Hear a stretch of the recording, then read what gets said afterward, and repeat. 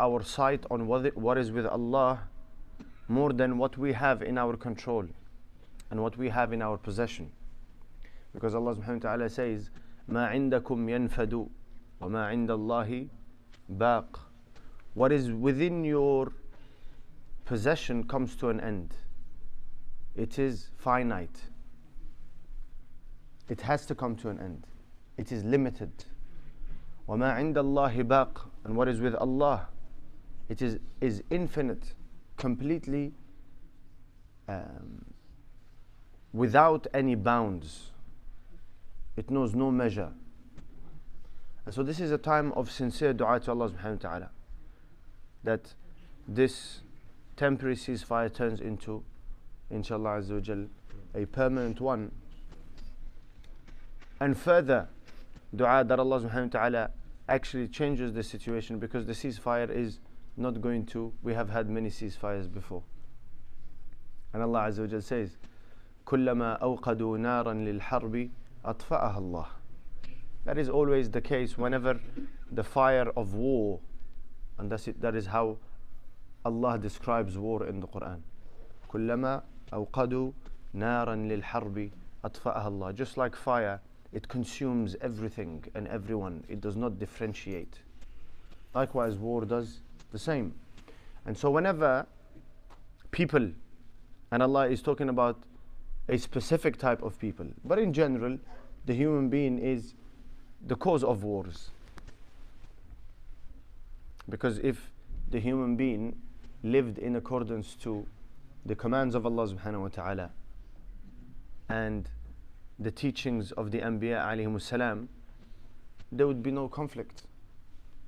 There would only be mercy and peace and prosperity, and blessings would prevail.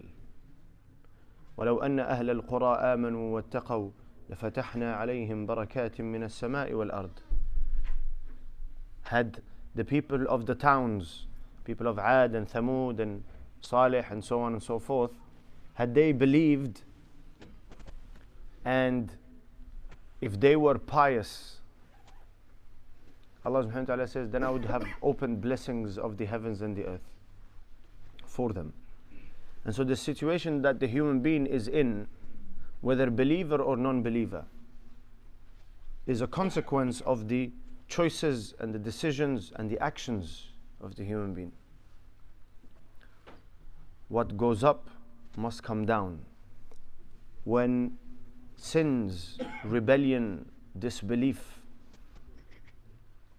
is the majority of what is ascending to Allah subhanahu wa ta'ala, then how can you expect, and despite that Allah subhanahu wa ta'ala is generous and forbearing and tolerates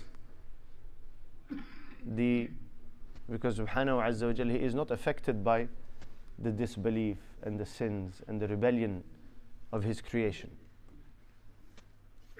But Allah subhanahu wa ta'ala sends down difficulties and calamities, and in order to redirect or bring back the human being, if they have understanding. But the problem with us is that the majority of us human beings do not understand. We have sight, but we cannot perceive. Allah says, لَهُمْ أَعْيُنٌ لَا يُبْصَرُونَ بِهَا. We have eyes, but we do not see. لَهُمْ آذَانٌ لَا يَسْمَعُونَ بِهَا. We have ears, but we do not hear. Meaning that we do not see what the realities that Allah wants us to see. And we do not hear the realities that Allah wants us to hear. And so it is a time of dua. Dua, istighfar, seeking forgiveness from Allah subhanahu wa ta'ala. Allah subhanahu wa ta'ala says, وَمَا كَانَ اللَّهُ مُعَذِّبَهُمْ وَهُمْ يَسْتَغْفِرُونَ. Allah will not punish a people as long as that they are seeking forgiveness of Allah subhanahu wa ta'ala and seeking His mercy.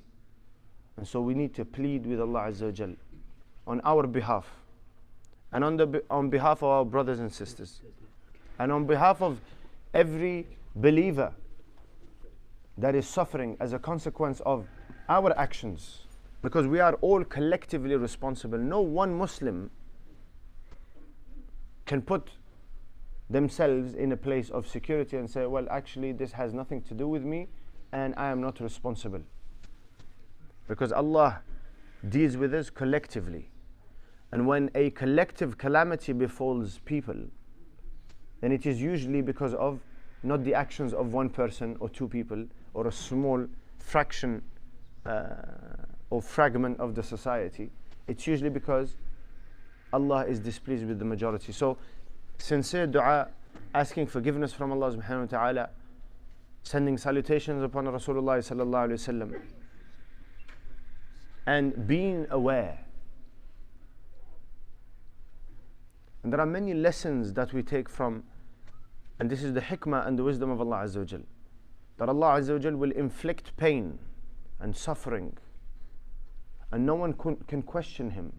Number one is, what Allah decides, no one can repel what He decides.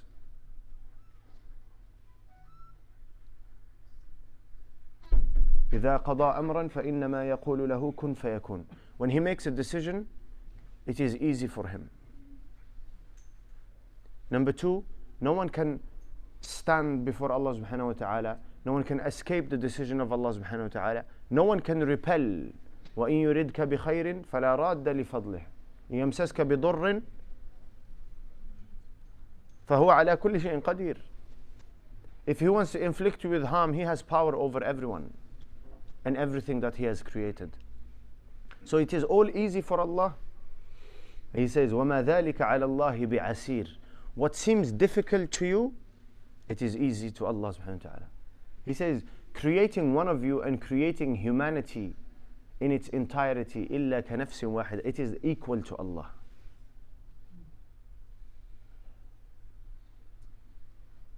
And so there are many lessons that we need to take from and understandings from the sufferings of our brothers and sisters, because we are in a position where we are not directly affected by it. And so the intelligent person, look, and this is what Allah Azza wa Jal means, لَهُمْ أَعْيُنٌ لَا يُبْصِرُونَ بِهَا, or they have sight but they do not see. They have hearts and minds but they do not comprehend. What we are witnessing is that Allah subhanahu wa ta'ala and His Messenger have given us realities in the Quran, true promises in the Quran. And this world is the canvas on which Allah paints those realities. This world displays what Allah is telling you in the Quran. A very important message of the Quran is that this world is temporary. Everything in it is temporary. Benefit and harm is temporary. Difficulty and ease is temporary. Prosperity and poverty is temporary. And so what is expected of me is that when I find myself in any given situation, Rasulullah said the famous hadith, اغتنم خمسا قبل خمس. And when you look at brothers and sisters in Palestine, you see all of these things right before your eyes if you take time to contemplate. حياتك قبل موتك. Life is you have life today, tomorrow you could be dead. Life and death are two realities. You are currently living. Make the most of your life before your death. شبابك قبل هرمك. Take opportunity or make use of your youth before your old age. It may not come. And if it comes, it will incapacitate you completely or partially. So make use of the energy that you have in your youth. Make use of your well-being and your health before the time of sickness comes. Make use of the time of prosperity and ease before time of poverty strikes. غناك قبل فقرك. And make use of your free time before you become totally occupied, overwhelmed.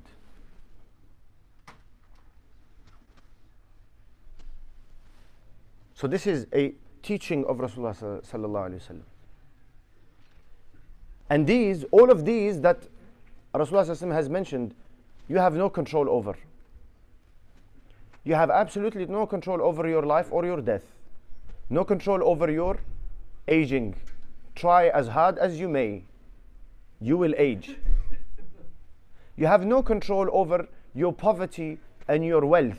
Work as hard as you want. If Allah has decided that He will withhold your provision from you for some time, then there is nothing you can do to bring it about. And if Allah wishes for somebody to be wealthy, then there is nothing that anyone can do to deprive them of those blessings of Allah subhanahu wa ta'ala, outside of your control. Your health and your sickness is outside of your control. Today you're well, tomorrow you, yes, there are means and so on and so forth, but health and sickness is a gift from Allah subhanahu wa ta'ala. And your free time and your occupation is outside of your control. You don't decide when you're free, and when you don't decide when you are occupied and overwhelmed. You are placed in situations. So this is outside of your control. In terms of things that are outside, the believer is between 4 situations. 2 of them are outside, how to deal with things that are outside of your control. One is you have shukr. If it is a good situation, then be thankful and grateful. And if it is a bad, seemingly bad situation, then do what? Be patient. This is for the things that you can't change. And an intelligent person focuses on the things that he is able to change and able to affect and able to has a certain level of control on, and not worry so much about the things that are outside of your control. What good is worrying and being sad and being sort of paralyzed by the situations that are outside of your control? So the human being is either living in situations that are outside of his control. In those situations, you are expected to either be grateful or be patient. And then you have the other side of human life, and those are the things that you are in control of. Your choices, your actions, these you decide. In terms of those, do what Allah has commanded and refrain from what Allah subhanahu wa ta'ala has prohibited. And know that life is not for enjoyment, for its enjoyment is temporary. And when you are going through pain and suffering, know that that pain and suffering will come to an end, and what will remain is the reward that you have acquired through patience. Without this vision, and this is true belief in Allah subhanahu wa ta'ala and true belief in the messages of Allah subhanahu wa ta'ala. And when I'm saying these words and I see heads nodding, but we don't reiterate it enough. We don't remind ourselves of these realities enough. That is why when we are struck by a calamity or a difficulty, we lose balance. We don't know what to do. And in worst case scenario, we resort to completely turning away from Allah subhanahu wa ta'ala and His commandments and rebelling. And when we are in good times, we forget completely that those blessings that we are enjoying are from Allah subhanahu wa ta'ala. And we start to utilize those very blessings to disobey Allah azza wa jal, or as a reason to disobey Allah subhanahu wa ta'ala.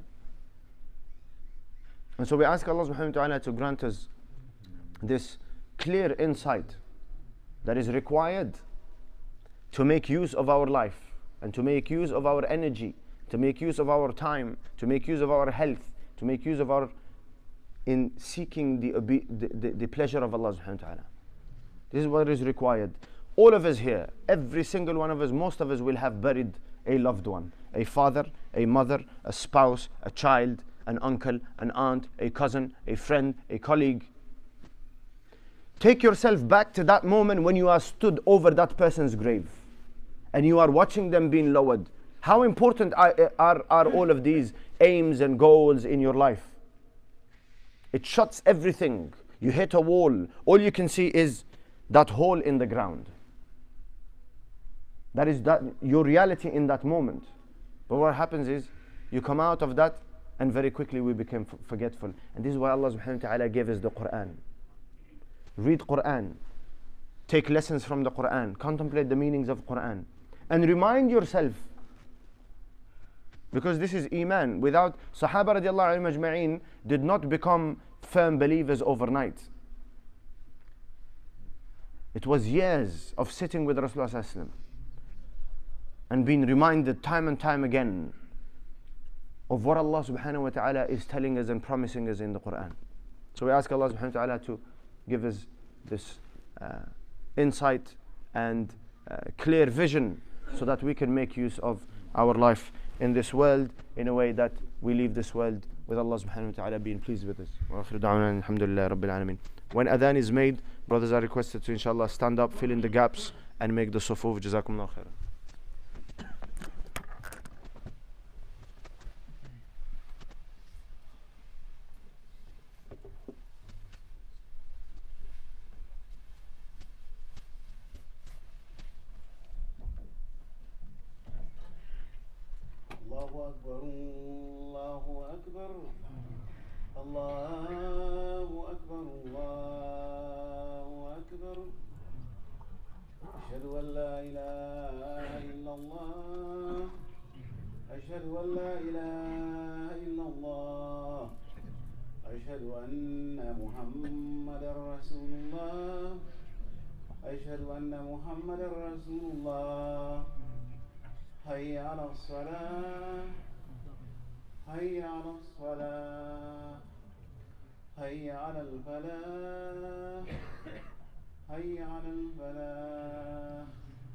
الله أكبر الله